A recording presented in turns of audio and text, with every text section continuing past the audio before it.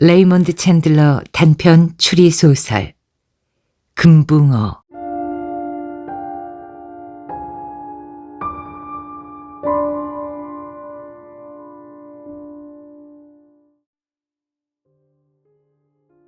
우리는 잔디를 가로질러 현관으로 갔다. 선셋이 문을 활짝 열고 좁은 계단을 가리켰다. 숙녀 먼저 앞장서 예쁘니. 이 도시에서는 아무도 문을 잠그지 않아. 여자가 그를 쏘아보고는 그를 지나쳐서 계단을 올라갔다. 다음에 내가 올라가고 매더에 이어 마지막으로 선셋이 올라갔다. 층의 대부분을 차지한 원룸은 나무에 가려 어두웠다. 지붕 창이 하나, 지붕의 경사면 아래 접힌 널따란 침대 겸용 소파, 식탁, 고리버들 의자 몇 개, 작은 라디오가 있고 중앙에는 둥그런 검정 스토브가 놓여 있었다. 선셋이 작은 부엌 쪽으로 가서 네모난 병과 잔을 몇 개 들고 돌아왔다.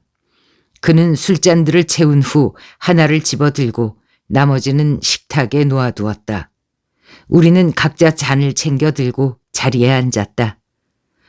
선셋이 잔을 단숨에 비우고 허리를 숙여 바닥에 내려놓고는 콜트를 꺼내 들고 허리를 세웠다.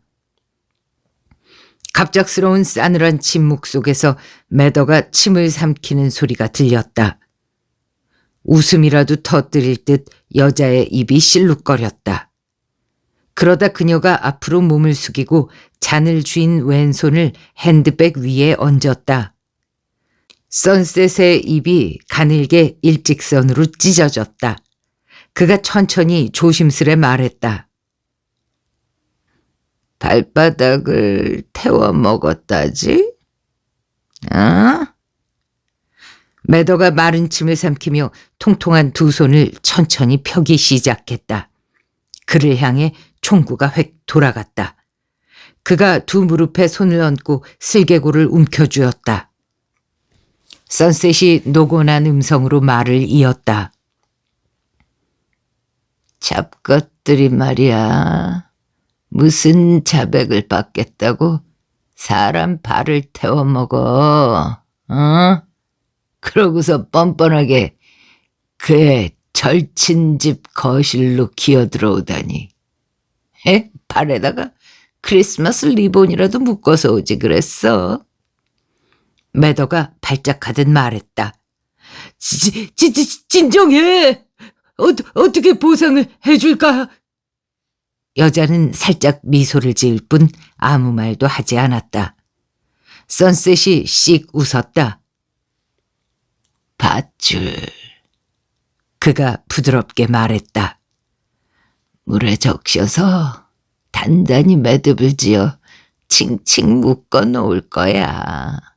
그런 다음 나랑 내 친구는 너희들이 진주라고 부르는 반딧불이를 잡으러 갈 거야. 그리고 나중에 돌아와서. 그는 말을 멈추고 목을대를 왼손으로 쓱 긋는 신용을 했다. 내 생각 어때? 그가 나를 슬쩍 바라보았다. 좋아. 하지만 노래를 부를 것까진 없어. 밧줄은 어디 있지? 서랍장에. 선셋이 대답하며 한쪽 귀로 구석을 가리켰다. 나는 칸막이들을 지나 그쪽으로 향했다. 매더가 갑자기 신음을 토하더니 눈알을 뒤집고 의자에서 앞으로 고꾸라지면서 그대로 기절해버렸다. 선셋이 화들짝 놀랐다. 어리석게도 그런 일을 전혀 예상하지 못한 것이다. 그가 오른손을 휙 돌려서 콜트로 매더의 등을 겨누었다.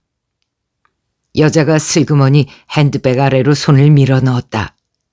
핸드백이 살짝 들렸다. 간단한 동작으로 손에 잡힌 핸드백 바닥의 권총. 선셋이 핸드백 안에 있다고 생각한 바로 그것이 총알을 내뱉으며 순간 불을 뿜었다. 선셋이 기침을 했다. 그의 콜트가 장렬하면서 매더가 앉아있던 의자 등받이에서 나무 조각이 터져 나갔다. 선셋은 콜트를 떨어뜨리고 턱을 축 늘어뜨린 채 고개를 쳐들려고 애를 썼다. 긴 두 다리가 그의 앞으로 쭉 미끄러지며 발꿈치가 바닥을 긁었다. 그는 턱을 늘어뜨린 채로 시선은 위를 향하고 마치 지체장애자처럼 앉아서 사망했다. 마치 소금에 절인 호두 과육처럼. 나는 캐럴 도노반이 앉아있는 의자를 걷어찼다. 그녀가 매끄러운 두 다리를 허우적대며 나동그라졌다. 머리에 쓰고 있던 모자도 구겨졌다. 그녀가 소리를 꽥 질렀다. 나는 그녀의 손을 밟고 서서 몸을 휙 돌리고 그녀의 총을 멀리 걷어찼다. 일어나! 그녀가 천천히 일어나서 입술을 깨물고 눈을 부라리며 내게서 물러났다. 궁지에 물린 악동처럼 얼굴이 일그러졌다. 그녀가 등이 벽에 닿을 때까지 뒷걸음질을 쳤다. 으스스한 얼굴에서 두 눈이 희번덕거리고 있었다. 나는 매더를 힐끔 굽어보고 닫힌 문 쪽으로 다가갔다. 그 뒤에는 욕실이 있었다. 나는 열쇠를 돌리고 여자에게 몸짓을 했다. 들어가! 그녀는 뻣뻣하게 걸어와 거의 스칠 듯 내 앞을 지나쳤다. 잠깐 내 말 좀 들어봐, 탐정 아저씨. 응? 나는 그녀를 안으로 밀어놓고 문을 쾅 닫은 후 열쇠를 돌렸다. 그녀가 창밖으로 뛰어내려도 상관없다고 생각했다. 밖에서 이미 높다란 창문을 쳐다본 적이 있었으니까. 난 선셋에게 다가가서 더듬어 보았다. 주머니 안에 작고 딱딱한 고리에 끼운 열쇠 뭉치가 만져졌다. 그를 의자에서 끌어내리지 않고 그대로 둔 채 열쇠만 꺼냈다. 다른 건 찾아보지도 않았다. 고리에는 자동차 열쇠도 달려 있었다. 다시 매더를 바라보니 손가락들이 백설처럼 하얗게 변해 있었다. 현관마루로 이어진 좁고 어두운 계단을 내려가서 집 옆으로 돌아가 보니 헛간에 구식 투어링 카가 있었다. 열쇠 가운데 하나로 시동을 걸 수 있었다. 출발하기 전에 차에서 심한 소리가 나서 포장되지 않은 진입로 갓길에 차를 댔다. 집안에서는 다행히 아무런 기척도 들리질 않았다. 집 뒤와 옆에 키 큰 소나무들 위쪽 가지가 끊임없이 흔들리며 나뭇가지 사이로 차갑고 무정한 햇살이 비치고 있었다. 나는 다시 의사당로가 있는 시내를 향해 최대한 빨리 차를 몰아 광장을 지나고 스노컬미 호텔을 지나 태평양과 웨스트포트를 향해 다리를 건넜다. 9장.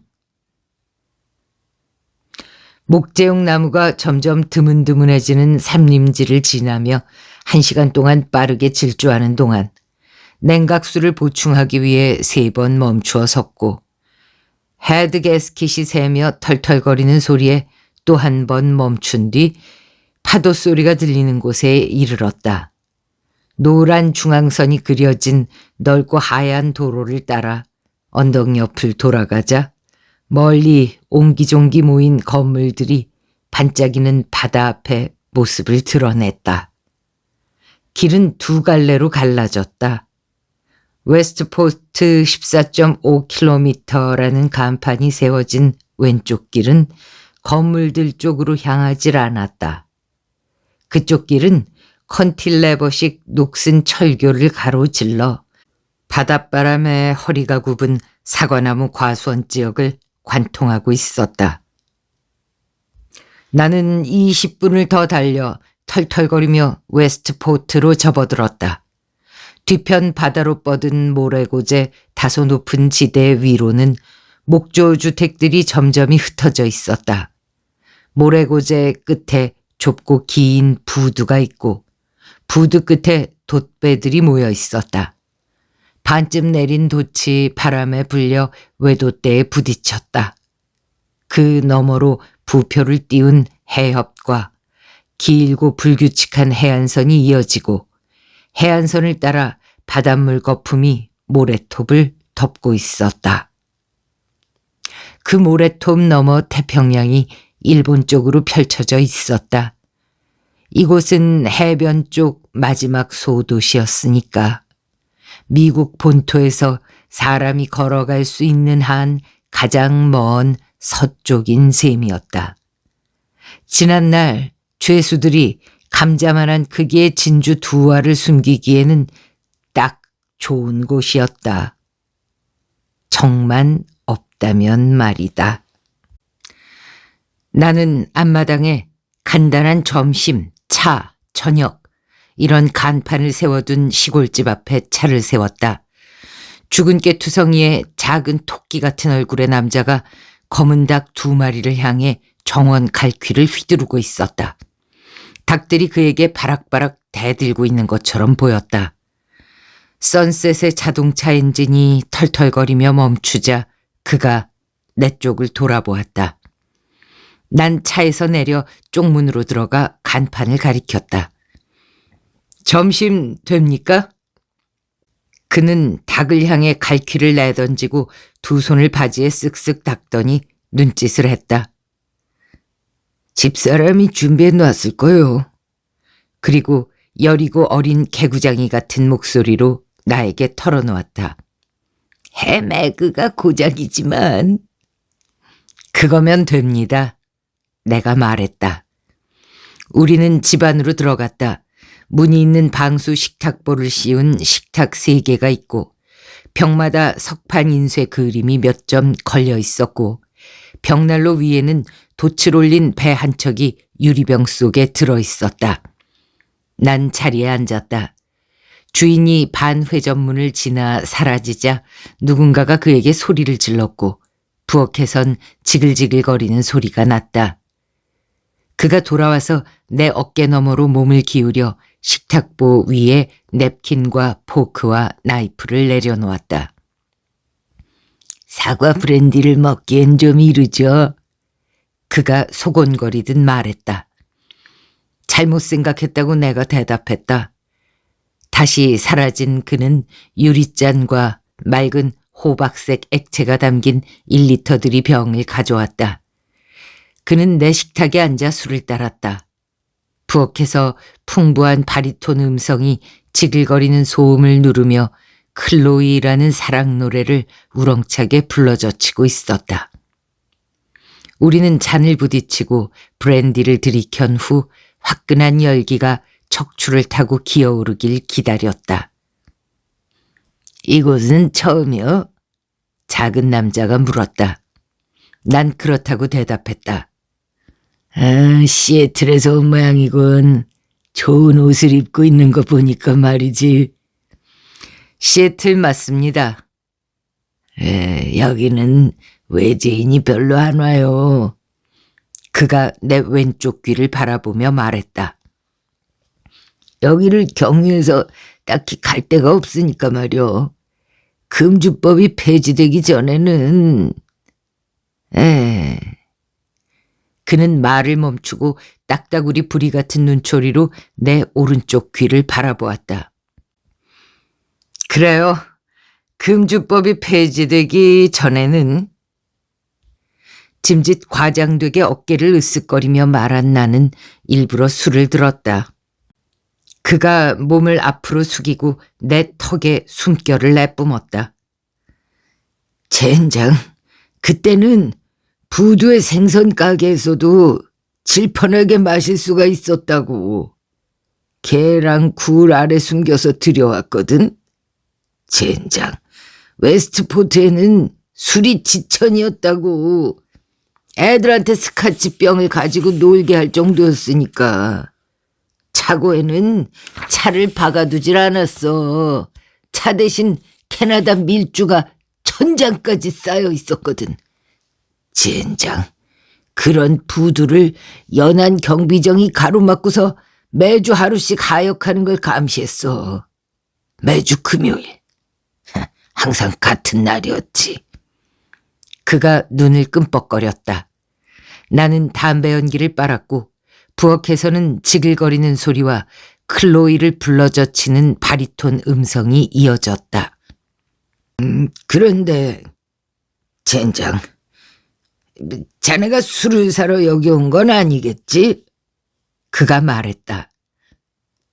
젠장, 아닙니다. 난 금붕어를 사러 왔습니다. 내가 그렇게 답했다.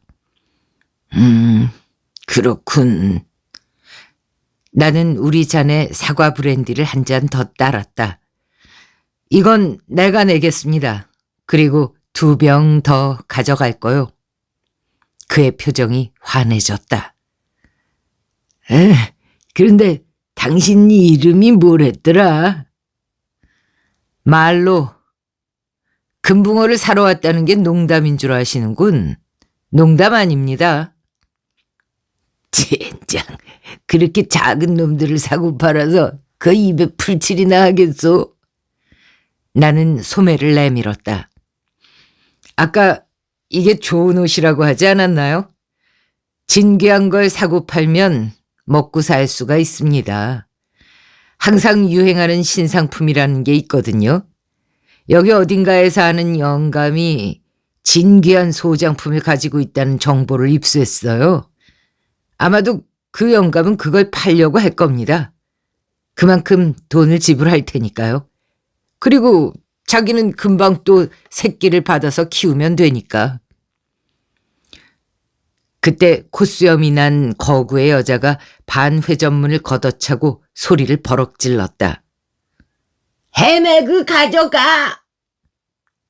주인이 부랴부랴 건너가서 내 먹거리를 가지고 돌아왔다. 나는 먹었다. 그는 한참 동안 날 지켜보았다. 얼마 후 그가 갑자기 식탁 아래로 깡마른 허벅지를 철썩 쳤다.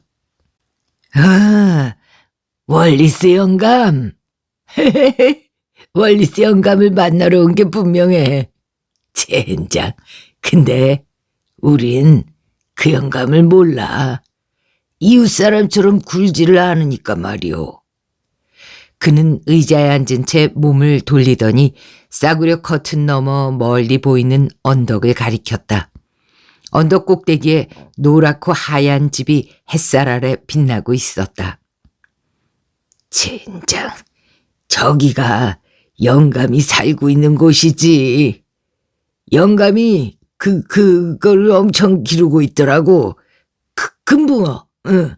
아이고, 그거 참 지렁이 어금니 부러질 노릇이여. 이 남자에 대한 관심은 그걸로 끝났다.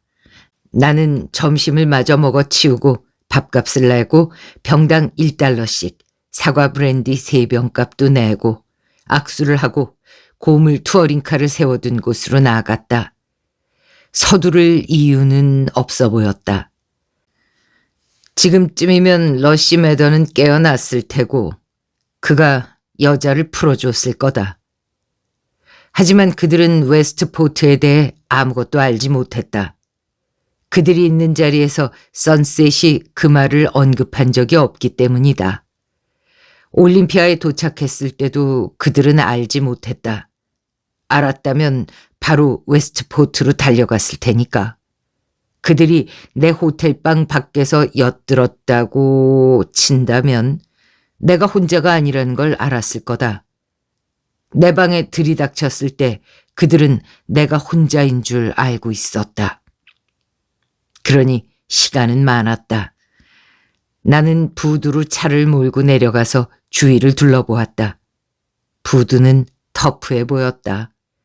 생선 좌판들, 싸구려 술집들, 어부 전용 술집 하나, 당구장 하나, 슬롯 머신이 있고 음란한 핍쇼를 벌이는 오락실 하나도 있었다.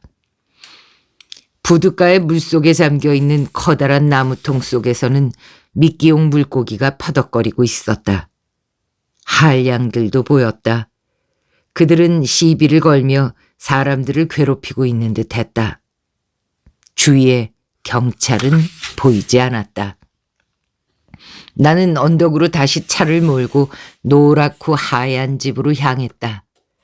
그 집은 가장 가까운 주거지에서도 4블록은 떨어진 곳에 외따로 서 있었다. 정원 전면에 꽃이 피어 있고 깔끔하게 다듬은 잔디밭과 정원석들이 보였다. 갈색과 흰색이 섞인 드레스를 입은 여자가 분무기로 진딧물약을 살포하는 중이었다. 나는 고물차를 세우고 밖으로 나가서 모자를 벗어 인사했다. 월리스 씨가 여기 사십니까? 그녀는 잘생긴 얼굴에 조용하고 차분해 보였다. 그녀가 고개를 끄덕였다. 만나실 건가요? 그녀가 조용하고 차분한 목소리로 또랑또랑 말했다.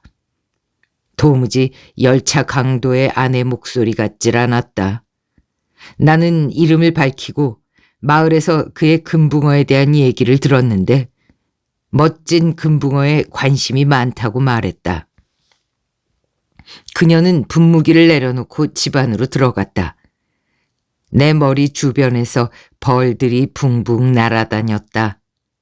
차가운 바닷바람 따위는 아랑곳하지 않는 커다란 벌들이었다. 멀리서 백사장을 철썩이는 파도 소리가 배경음악처럼 들려왔다. 아무런 열기도 깃들지 않은 북부의 햇살은 나에게 암울하게만 비춰졌다. 여자가 집 밖으로 나와 문을 열어젖혔다. 그이는 맨 위층에 계세요. 계단으로 올라가시면 돼요. 나는 한 쌍의 소박한 흔들 의자를 지나 리엔더 진주를 훔친 그 남자의 집 안으로 들어갔다. 10장. 커다란 방 둘레가 모두 수족관으로 되어 있었다. 선반을 달아 2층으로 올린 수족관은 금속 테를 두른 커다란 직육면체로 일부는 위쪽에 조명등이 달렸고 일부는 아래쪽에 조명등이 있었다. 녹조류가 낀 유리벽 안쪽에 수초를 되는 대로 심어서 꾸몄고 물은 유령 같은 초록빛을 띠고 있었다. 그 초록빛을 가르며 온갖 무지개 색깔의 물고기들이 움직이고 있었다. 금빛 다트처럼 생긴 길고 가는 물고기, 치렁치렁한 멋진 꼬리를 살랑거리는 베일 테일, 착색 유리처럼 투명한 물고기, 손톱만한 길이의 작은 구피, 신부의 앞치마처럼 현란한 금붕어 캘리코 파파이스, 눈망울이 망원경처럼 돌출하고 개구리 같은 얼굴에 치렁치렁한 지느러미를 가진 검은색의 차이니스 무어들이 점심을 먹으러 가는 뚱보들처럼 그 초록빛 물속을 유영하고 있었다. 실내의 빛은 대부분 경사진 커다란 천장 채광창에서 흘러든 것이었다. 천장 아래 원목 테이블에 장신의 수척한 남자가 왼손에 꿈틀거리는 빨간 금붕어를 한 마리 들고 서 있었다. 오른손에는 접착 테이프를 감은 면도날을 들고서 그는 굵은 회색 눈썹 아래 움푹 들어간 무채색의 불투명한 눈으로 나를 바라보았다. 난 그의 곁으로 다가가서 그가 들고 있는 금붕어를 굽어보았다. 물 곰팡이 병인가요? 내가 물었다. 그가 천천히 고개를 끄덕였다. 흰 곰팡이요. 그는 금붕어를 테이블에 내려놓고 조심스레 등지느러미를 펼쳤다. 그리 좋지 않군. 이 녀석을 좀 다듬어 줄 건데 그럼 아주 말짱해질 거요. 그런데 무슨 일로? 나는 손가락 사이에 끼운 담배를 돌리며 그를 향해 미소를 지었다. 사람 같군요. 그러니까 그 금붕어 말입니다.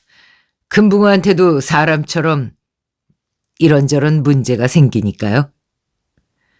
그는 금붕어를 나무 테이블 위에 얹고 지느러미에서 너덜거리는 부분을 잘라냈다. 꼬리도 펼쳐 잘라냈다. 물고기는 더 이상 꿈틀거리지 않았다. 덜어는 치료할 수 있지. 덜어는 그럴 수 없고. 예를 들어 불에 문제가 생기면 치료를 할 수 없소이다. 그가 나를 힐끔 쳐다보았다. 놈한텐 이런 치료가 아프지 않아요.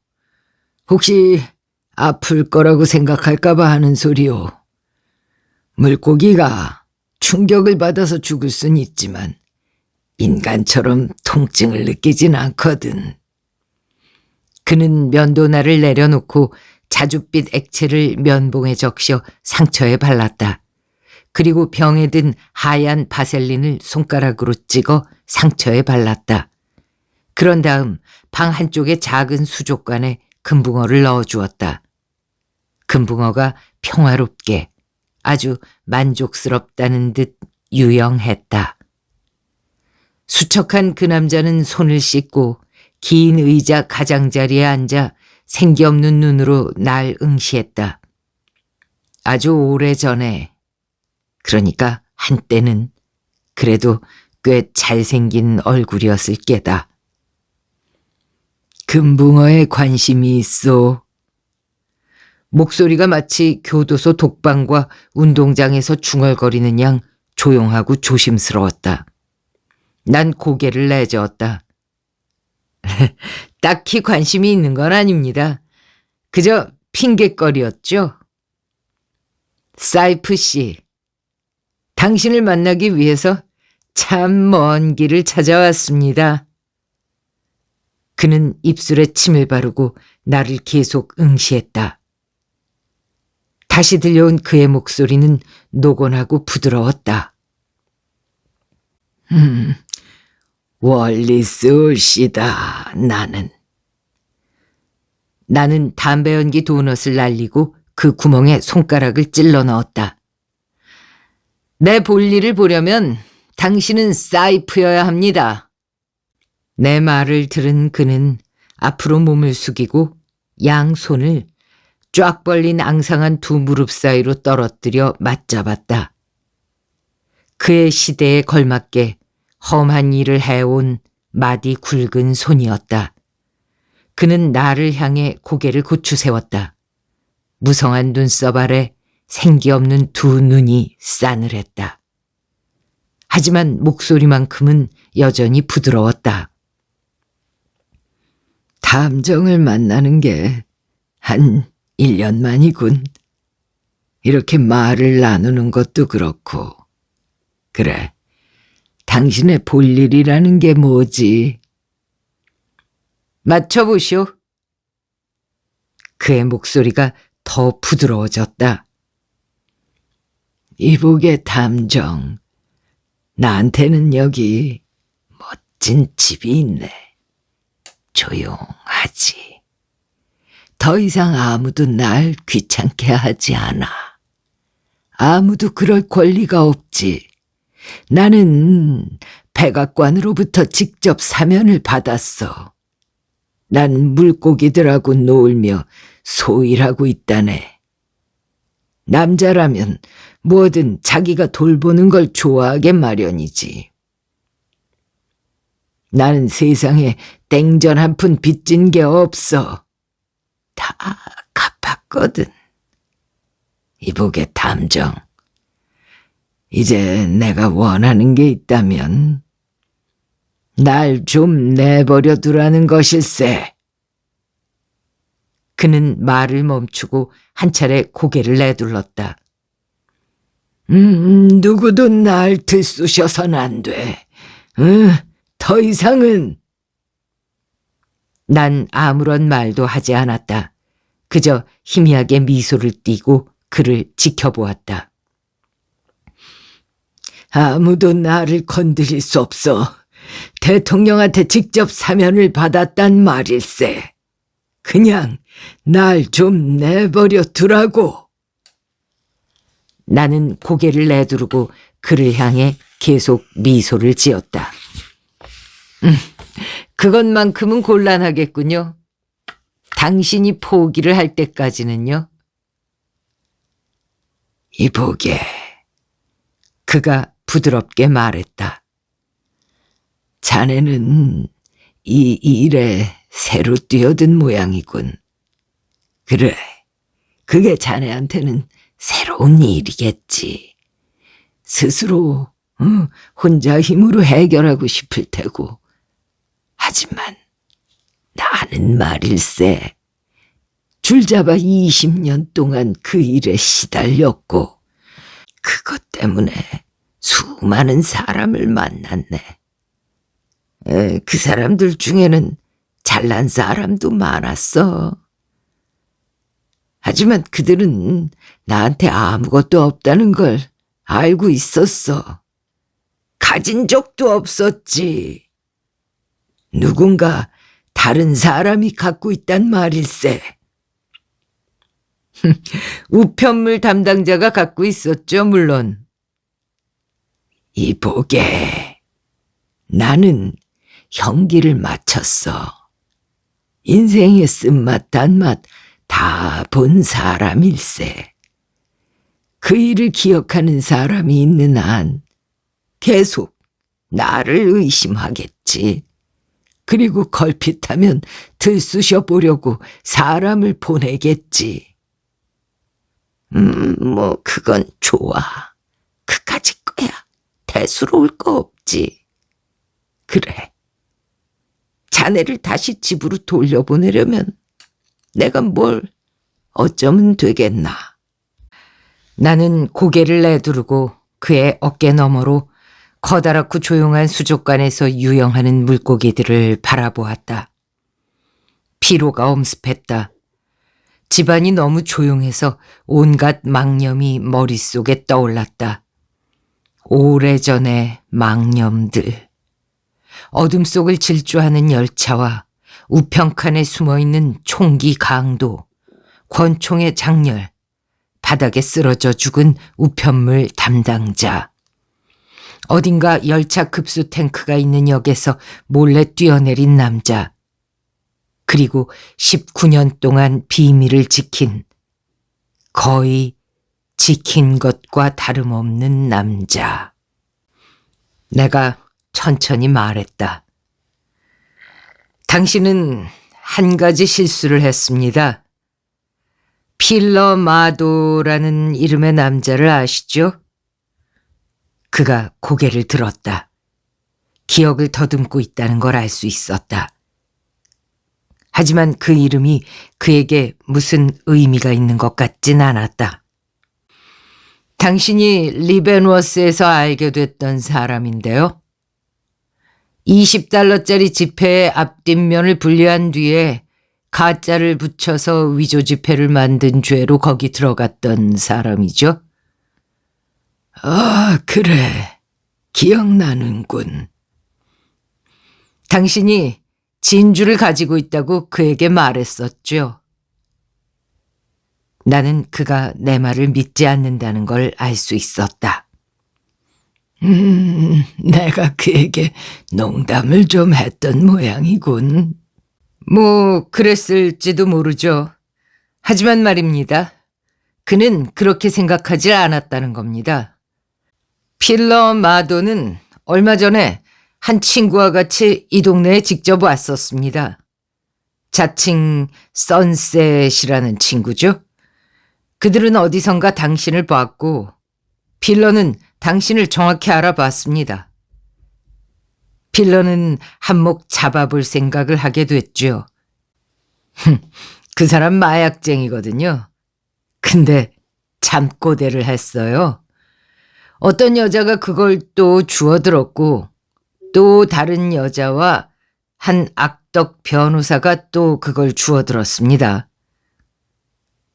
결국 필러는 발바닥이 타서 죽었죠.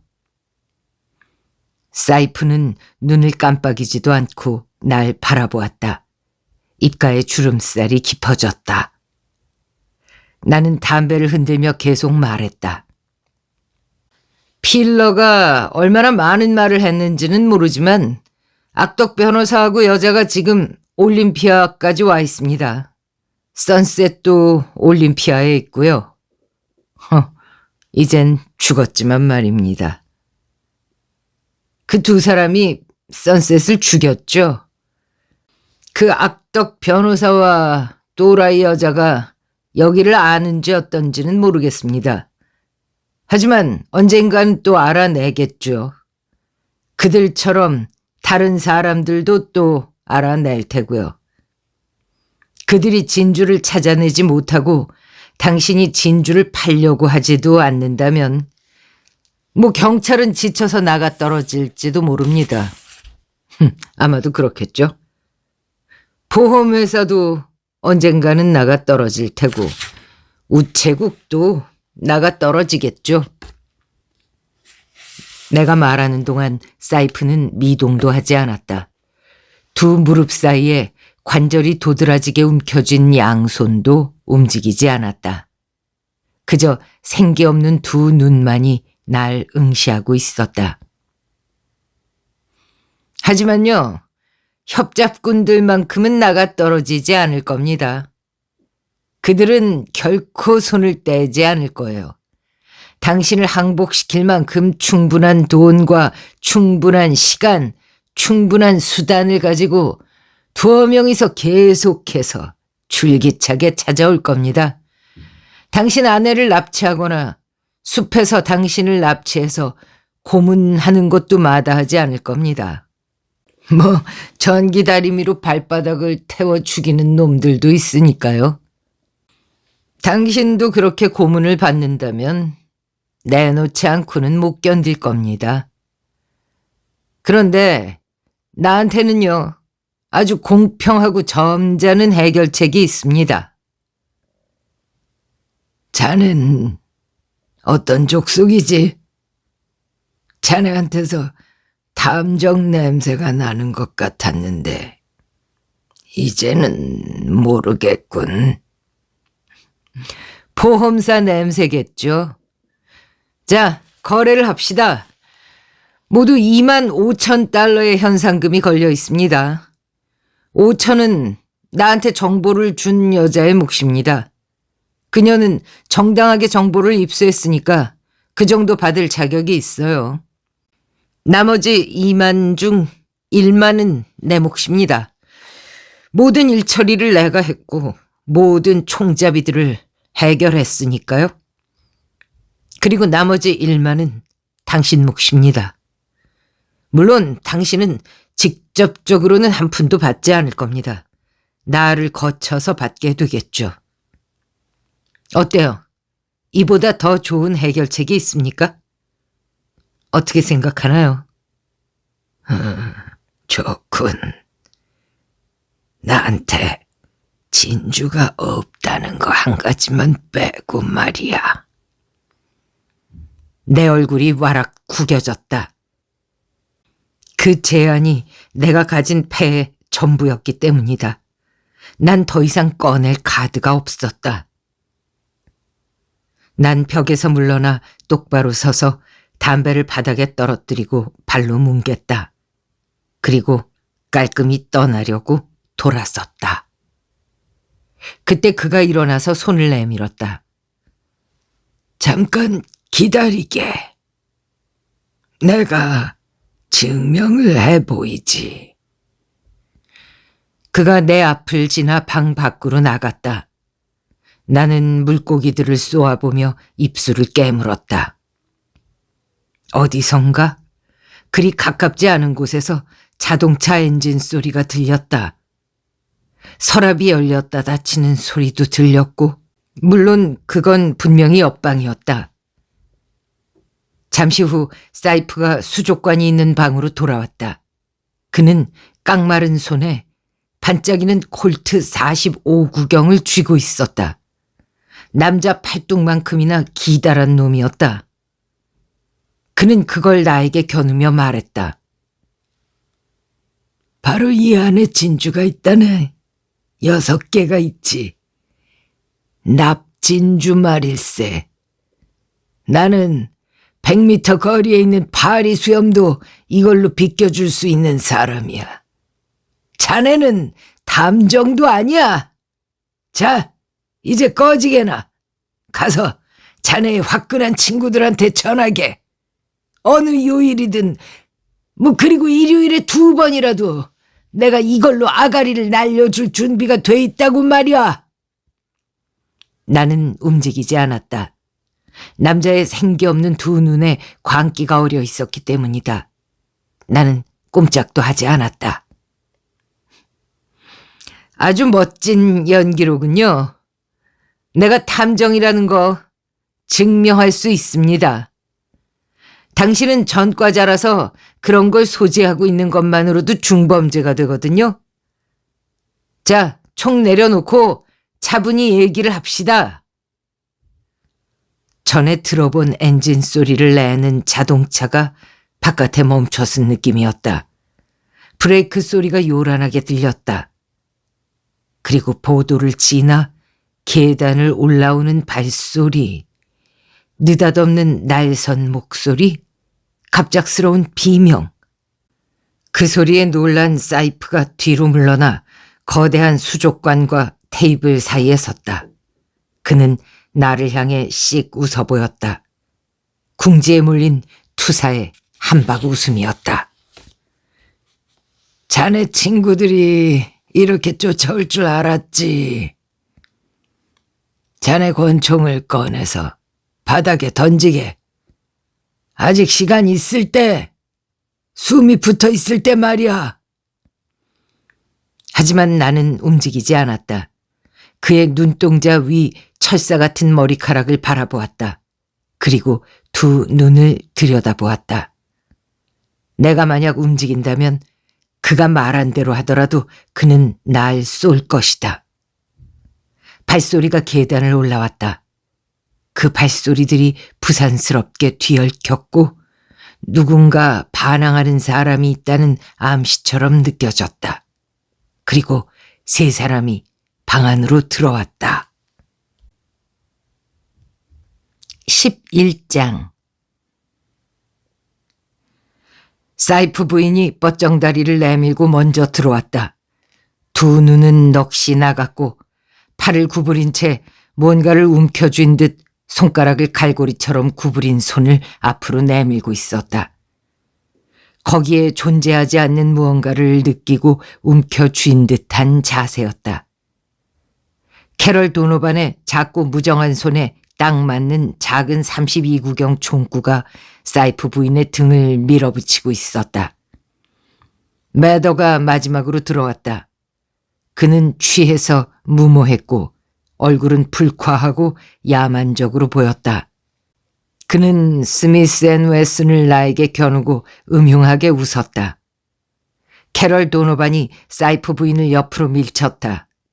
부인이 비틀거리며 방구석으로 가서 멍한 눈으로 무릎을 꿇고 앉았다. 사이프가 도노반을 빤히 바라보았다. 그녀가 아가씨인데다 젊고 예뻐서 그는 당황했다. 그런 여자를 상대해 본 적은 없었던 거다. 그녀를 본 그는 투지를 잃어버렸다. 남자들만 쳐들어왔더라면 아마 사정없이 이미 총을 갈겼을 것이다. 자꾸 하얀 얼굴의 여자가 그를 차갑게 마주보며 아주 싸늘하게 말했다. 좋아, 영감. 그 불방망이 내려놔. 응? 살살. 사이프가 여자에게서 눈을 떼지 않고 몸을 천천히 숙였다. 그리고 우람한 프론티어 콜트를 바닥에 내려놓았다. 영감, 이리로 차. 사이프가 발로 찼다. 아무것도 깔리지 않은 맨바닥 위로 권총이 방 한복판까지 미끄러져 갔다. 좋아, 영감. 어이, 러시. 영감을 감시해. 나는 이 탐정을 무장해제 시킬 테니까. 권총의 두 자루 총구와 함께 싸늘한 잿빛 눈동자가 이제 나를 향했다. 러시 매더는 사이프 쪽으로 좀 더 다가가서 스미스 앤 웨슨으로 사이프의 가슴을 겨누었다. 여자가 미소를 지었다. 아주 떫은 미소였다. 아저씨, 영리한 거 맞아? 맨날 무모한 짓이나 하고 말이야. 근데 실수했어. 응? 탐정 아저씨.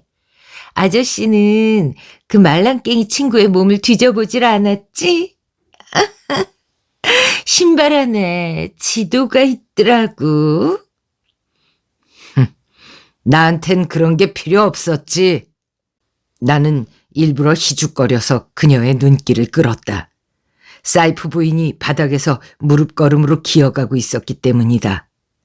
사이프의 콜트가 그녀에게 점점 가까워지고 있었다. 하지만 이제 다 끝났어. 아저씨도, 아저씨의 그 잘난 웃음도, 내가 아저씨의 쇠붙이를 좀 챙기는 동안 가죽 장갑 잘 쳐들고 있어. 쳐들어! 그녀는 그래봐야 여자였다. 155cm쯤 되는 키에 54kg의 가녀린 여자.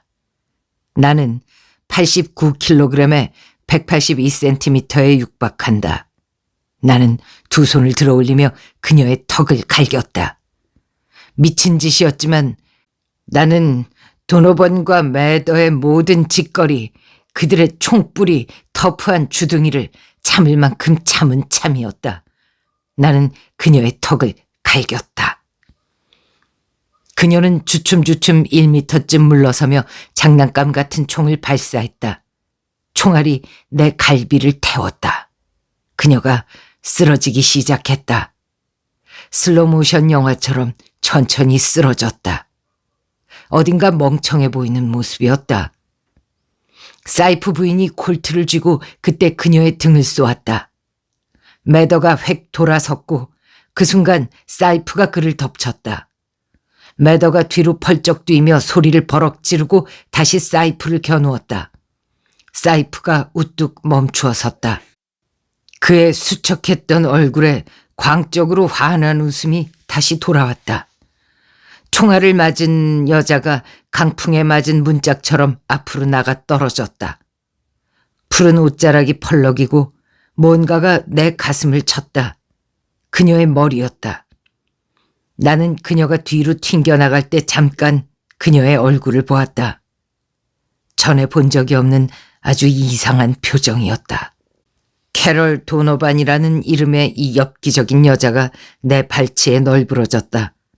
아래쪽에서 빨간 액체가 흘러나오는 작은, 완전히 절명한 여자의 뒤에 키 큰 여자가 연기가 피오르는 콜트를 양손에 쥐고 있었다. 매더가 사이프에게 두 방을 날렸다. 사이프가 여전히 미소를 머금고 앞으로 고꾸라지며 탁자 끝에 부딪혔다. 그가 병든 금붕어에게 발라준 자줏빛 액체가 그의 몸뚱이 위로 쏟아졌다. 그리고 그렇게 쓰러지는 와중에도 매더는 한 방을 더 날렸다. 나는 잽싸게 나의 권총 루거를 뽑아 매더가 가장 고통스러워하면서도 치명적이지는 않을 부위인 오금에다가 총알을 박았다. 그는 보지 못한 덫에 갑자기 채인 것처럼 나가 떨어졌다. 나는 그가 신음을 내뱉기도 전에 재빨리 수갑을 채웠다. 그리고선 발에 닿는 모든 권총들을 이리저리 차버리고 사이프 부인에게 다가가서 양손에 쥔 커다란 콜트를 빼앗았다. 잠시 실내가 쥐죽은 듯 괴괴했다. 소용돌이치며 천장 쪽으로 올라가던 연기가 오후의 햇살에 비껴 창백하고 엷은 회색빛을 띠었다. 멀리서 파도치는 소리가 들려왔다. 이어서 아주 가까이에서 웅얼거리는 소리가 났다. 뭔가 할 말이 있는지 사이프가 말하고 있는 거였다. 그의 아내가 여전히 두 무릎을 꿇은 상태로 그에게 기어가서 옆에 웅크려 앉아 있었다. 그의 입술에 피가 묻고 거품이 나고 있었다. 그는 정신을 차리려고 눈을 질끈 감았다 떴다. 그리고 아내에게 미소를 지어 보였다.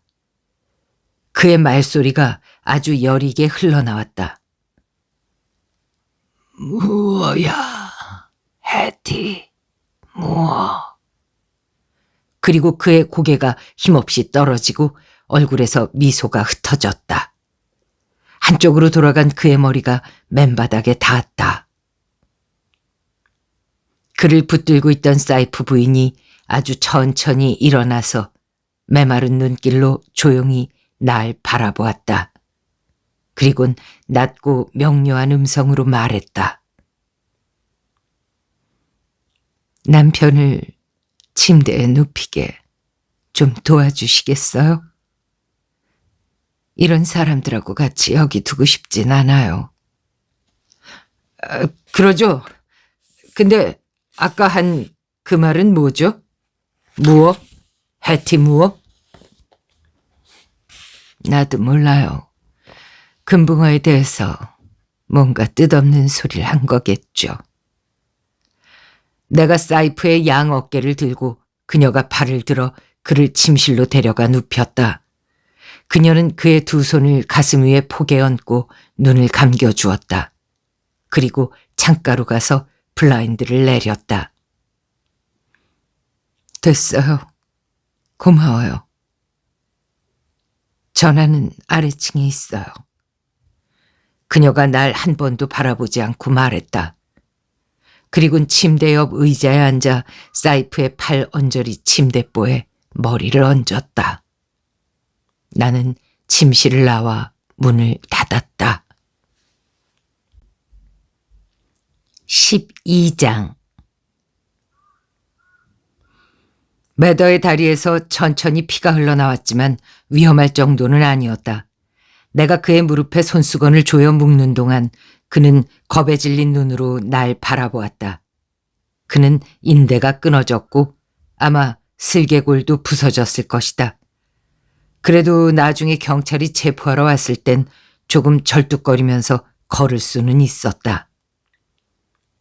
나는 아래층에 내려가서 현관 마루에 서서 집 앞에 차 2대가 있는 걸 보고는 언덕 아래 부두를 바라보았다. 우연히 이곳을 지나간 사람이 있었다면 모를까. 아까의 총소리가 어디서 난 건지 알아차린 사람은 아마 없을 것이다. 어쩌면 총소리가 났다는 사실조차 아무도 모를 것이다. 이 주변 숲에서는 사냥을 하는 총소리도 종종 났었을 거고.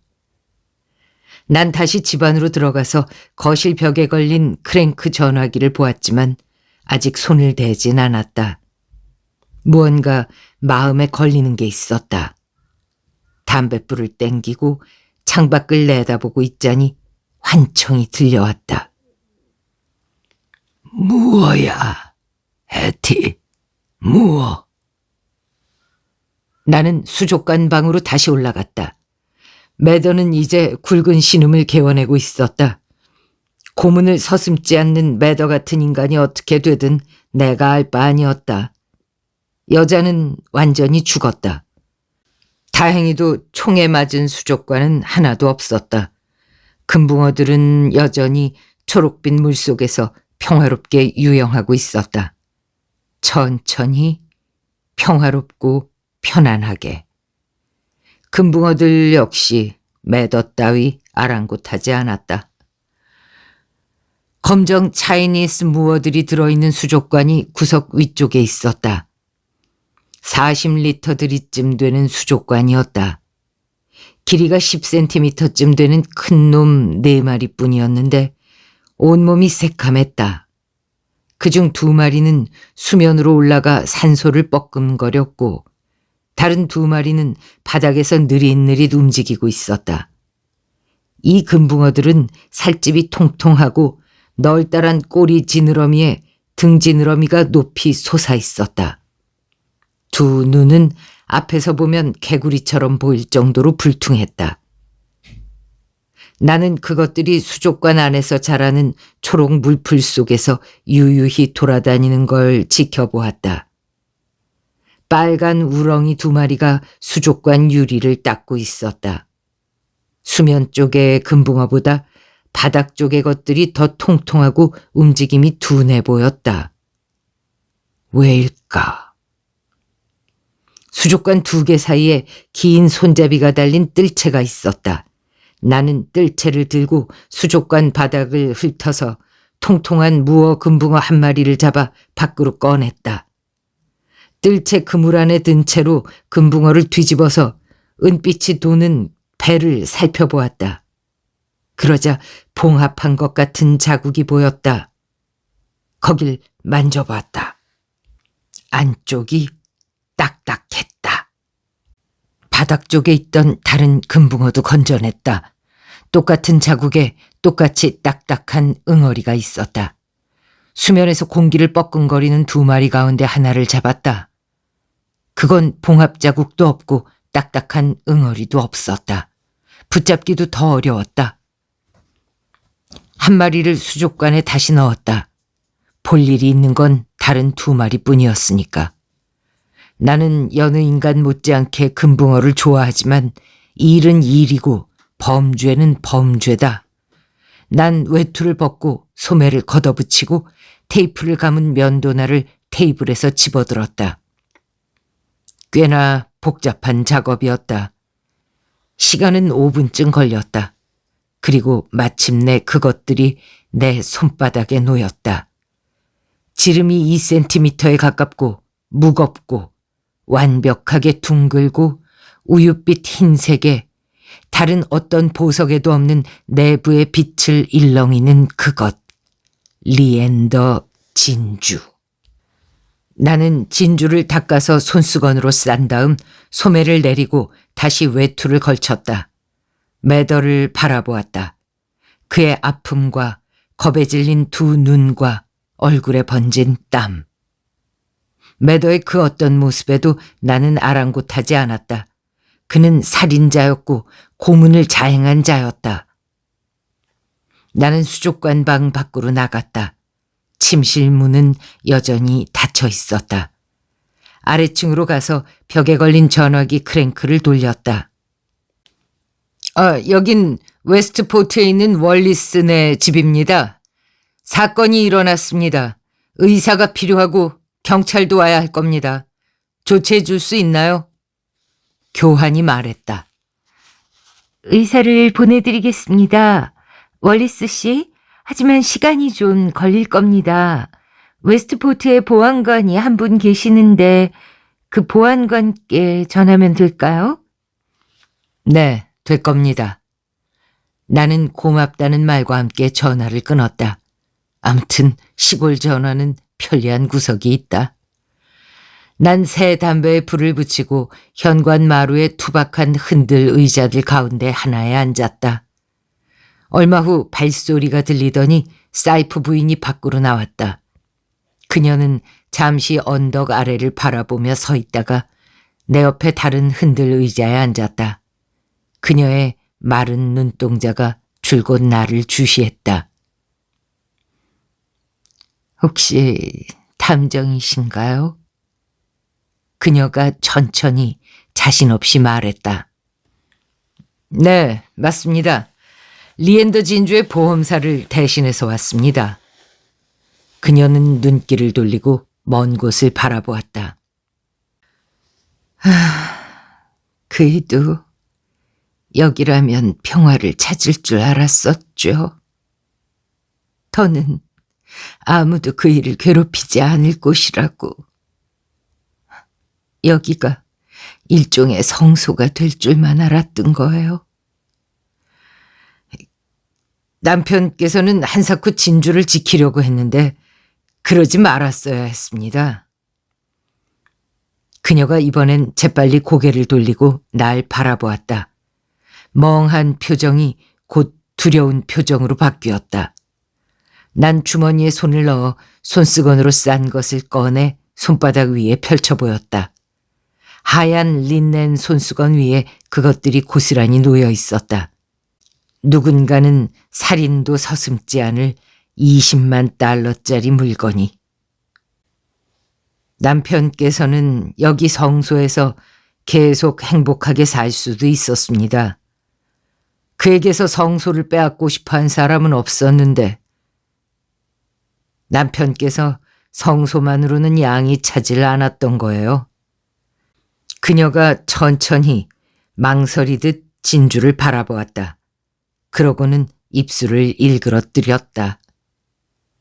그녀가 목이 맨 소리로 말했다. 불쌍한 월리. 그래서 당신이 그걸 찾아내고야 말았군요. 참 영리하시군요. 그이는 그걸 숨기려고 금붕어를 수십 마리나 죽였어요. 그녀가 내 얼굴을 쳐다보았다. 그녀의 눈동자 깊숙이 살짝 놀란 빛이 비쳤다. 그녀가 말했다. 나는 항상 그게 싫었어요. 당신은 구약 성경에 나오는 희생양 얘기를 아시나요? 아니요. 사냥 한 마리한테 인간의 죄를 짊어지게 해서 황무지로 쫓아내는 거예요. 그이한테는 금붕어가 그런 희생양이었죠. 그녀가 내게 미소를 지었다. 나는 웃지 않았다. 계속 희미한 미소를 머금은 채 그녀가 말을 이어갔다. 아시다시피 예전엔 그이한테 진주가 있었어요. 진짜 진주가. 그것 때문에 온갖 고초를 겪은 탓에 그걸 진짜 자기 거라고 여기게 됐죠. 그이는 그 진주에서 어떤 이득도 얻질 못했을 거예요. 그걸 다시 찾아냈다 해도 말이에요. 그이가 감옥에 있는 동안 숨겨뒀던 장소의 지형이 달라지는 바람에 묻힌 곳을 결국 찾아내지 못했거든요. 내 척추를 따라 위에서 아래로 천천히 차가운 전율이 흘렀다. 난 입을 떡 벌리고 내 목소리인가 싶은 소리를 내뱉었다. 허! 그녀가 한 손가락을 뻗어 진주 하나를 만졌다. 난 여전히 손을 내밀고 있었다. 내 손이 마치 벽에 못질한 선반이라도 된 듯 말이다. 그래서 그이는 이것들을 샀어요. 시애틀에서요. 이것들은요, 속이 텅 비어 있었는데 하얀 왁스로 속을 채웠죠. 그 과정을 무슨 전문 용어로 뭐라고 하던데 잊어버렸네요. 썩 괜찮아 보였죠. 물론 나는 진짜 진주를 본 적은 없어요. 아니, 왜 이런 걸 돈 주고 샀단 말입니까? 모르시겠어요? 진주는 그이의 원죄였어요. 그이는 황야의 진주를 감춰야만 했던 거예요. 여기 황야의 말이에요. 그래서 그이는 금붕어 속에 감추었죠. 아실지 모르지만. 그녀가 다시 내 쪽으로 상체를 기울이고 눈을 빛냈다. 그리고 아주 천천히, 하지만 아주 열렬하게 말했다. 때로 나는 생각해요. 작년쯤에 기어이 그이는 이게 진짜 진주라고 믿게 됐다고 말이에요. 이 진주가 당신한테는 무슨 의미가 있는 거죠? 나는 진주를 굽어보았다. 내 손과 손수건이 천천히 그 진주를 덮었다. 나는 평범한 사람입니다, 사이프 부인. 그 희생양 얘기는 내 머리로는 이해하기 힘들군요. 굳이 말하자면 스스로를 속이려고 했던 거 아니겠습니까? 정상적인 패배자들이 그렇게 하듯이 말입니다. 그녀가 다시 미소를 지었다. 미소를 지을 때 그녀는 예뻤다. 그녀는 가볍게 어깨를 으쓱해 보였다. 물론 남들은 그렇게 생각하겠죠. 하지만 나는... 그녀가 두 손을 펴 보였다. 아, 그래요. 이젠 그것도 다 부질없어졌군요. 근데 그걸 유품으로 내가 가져도 될까요? 이걸 갖겠다고요? 네, 그 가짜 진주 말이에요. 보나마나 당신은 그걸... 나는 거기까지 듣고 일어섰다. 지붕이 없는 구식 포드 로드스터가 털털거리며 언덕을 올라오고 있었다. 안에 탄 남자의 가슴에는 커다란 별이 하나 달려 있었다. 엔진이 털털거리는 소리가 마치 동물원의 늙고 성난 대머리 원숭이가 투덜거리는 소리처럼 들렸다. 사이프 부인은 한 손을 반쯤 내민 채 내 곁에 서 있었다. 희미했지만 분명히 간절함이 분명한 표정을 지은 채. 나는 돌연 그녀를 향해 험악하게 이를 드러내고 희죽 웃었다. 그래, 아까 그 대목에서 참 훌륭했어요. 정말 깜빡 넘어갈 뻔했군요. 등줄기가 다 서늘했었어. 하지만 당신은 실수를 했습니다. 진주가 대뜸 가짜라고 말하는 건 당신한테 안 어울려요. 양손에 콜트를 쥔 채 그렇게 빠르고 무자비했었던 당신이 그런 말을 하다니. 결정적인 건요. 무어야 해티 무어 라고 했던 사이프의 마지막 말입니다. 진주가 가짜였다면 그걸 어디 숨겼는지 굳이 말을 할 까닭이 없지 않겠습니까? 죽어가면서까지 거짓말을 할 정도로 어리석은 사람이었을까요? 한동안 그녀의 얼굴은 조금도 변하지 않았다. 그러다 달라졌다. 뭔가 섬뜩한 것이 그녀의 두 눈에 비쳤다. 그녀는 입을 모아 내게 침을 칵 뱉었다. 그리고 집 안으로 들어가더니 문을 쾅 닫아버렸다. 나는 25,000달러를 조끼 주머니에 찔러 넣었다. 반은 내 몫이고 반은 캐시 혼의 몫이다. 내가 그녀에게 수표를 내밀 때, 그리고 그녀의 남편 조니가 쿠엔틴 교도소에서 풀려나길 기다리며 그걸 은행에 입금시킬 때 그녀의 눈빛이 어떨지 눈에 선했다.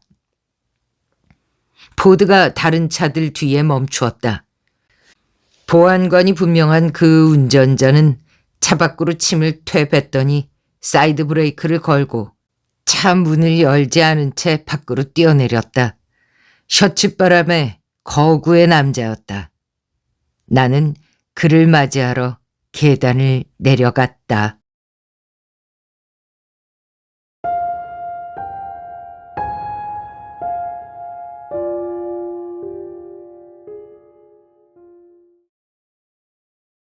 네, 이렇게 해서 골드피쉬라는 제목의 레이먼드 챈들러 작품 금붕어 낭독을 마쳤습니다. 재미있게 들으셨습니까? 영화 볼 시간이 없는 분들에게 영화를 귀로 듣게 해드리자. 영화는 아니죠. 영화 같은 소설을, 그런 모토를 가지고 안잡이가 열심히 낭독을 했는데요. 평소 다른 작품들 낭독 때보다는 시간도 엄청 걸렸고요. 제 딴에는 노력을 많이 했는데 여러분은 별다른 거 못 느꼈는데 하신다면 제 낭독이 성공을 한 겁니다. 지금 이 순간까지 듣고 계시면 이미 성공이라고 봐야죠. 네, 번역문은 듣기가 굉장히 거슬려서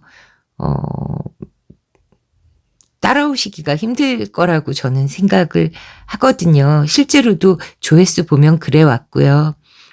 그치만 아무튼 안자비 가족분들께는 레이몬드 챈들러를 소개해 드리고 싶었습니다. 만족스러우셨다면 좋겠고요. 네. 그리고 저의 개인적인 의견을 하나 얘기하자면 주인공 필립 말로, 물론 이 작품이 막 공개됐을 때는 탐정 이름이 다른 거였대요. 근데 그 나중에 필립 말로가 사랑을 받으면서 어차피 비슷한 성격의 캐릭터였기 때문에 그 이후에 묶여져 나온 책들에는 탐정의 이름이 다 필립 말로로 통일이 되었기에 저도 필립 말로가 탐정 이름인 작품으로 소개를 해드렸습니다. 근데 아무튼 이 필립 말로가 그 캐시 혼이라는 전직 여자 경찰 있잖아요. 그 나쁜 남자 좋아하는 전형적인 바보, 헛똑똑이. 그 여성을 남몰래 점잖게 아주 조금 짝사랑하는 게 아닐까? 저는 그런 생각을 좀 했는데 여러분은 어떠셨는지 궁금하네요. 네, 이렇게 평을 마치겠습니다. 이제는 안잡이 영업 타임입니다. 좋아요, 구독, 댓글, 알림 설정, 공유, 그리고 쿠팡 등등에서의 쇼핑 부탁드리겠습니다. 제가 지난번에는 그 쇼핑 목록도 한번 낭독을 해드린 적이 있죠. 여러분들의 어떤 삶의 한 단면을 이렇게 기분 좋게 엿볼 수 있어서 참 행복했습니다. 아, 이런 영양제를 드시는구나. 아, 이런 운동기구 구입하신 분이 우리 안잡이 가족분이시구나. 네, 뭐 자세한 정보는 전혀 모릅니다. 그 제품이 정확히 얼마인지 제품 명조차도 다 알려주지 않거든요. 저는 다만 그 제품의 앞부분 글자하고 저에게 돌아오는 수수료만 알 수가 있습니다. 아무튼 그래서 제작비에 큰 보탬이 되니까 도와주십사 부탁을 드리고요.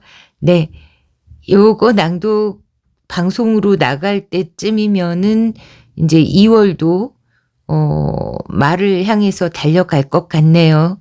여러분, 이제는 봄이 오고 있습니다. 계절만큼이나 여러분 삶에서, 인생에서 남아있는 많은 숙제들이 겨울에서 봄이 되듯 얼음이 녹고 따뜻한 바람이 불면서 다 해결이 되기를, 네, 그런 바람을 가져보면서 인사드리고 물러가도록 하겠습니다. 끝까지 함께 해주셔서 감사합니다. 사랑합니다. 안녕히 계세요.